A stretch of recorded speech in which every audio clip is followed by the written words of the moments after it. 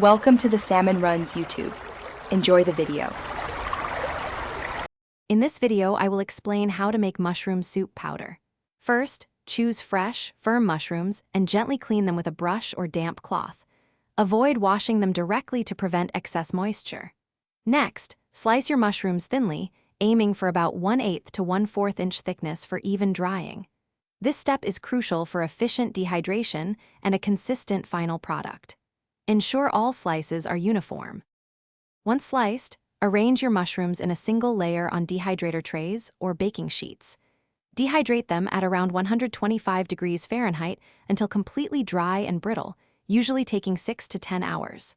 Alternatively, use an oven on its lowest setting with the door slightly ajar. After drying, let them cool.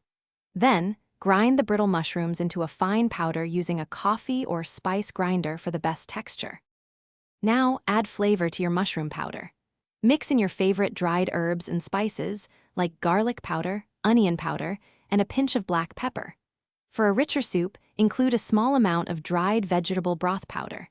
To help thicken your soup later, consider adding 1 to 2 tablespoons of cornstarch or all-purpose flour per cup of powder. Store your homemade soup powder in an airtight container in a cool, dark place. Using your homemade mushroom soup powder is incredibly easy. For a quick and flavorful broth, simply whisk 2 tablespoons of the powder into 1 cup of hot water.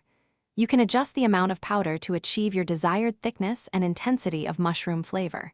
It's perfect for adding depth to gravies, sauces, or as a base for a creamy mushroom soup. Remember to check the description for the Kindle Paperwhite link and other great deals. Enjoy your delicious, homemade mushroom soup. Thanks for watching. Consider subscribing if we helped you.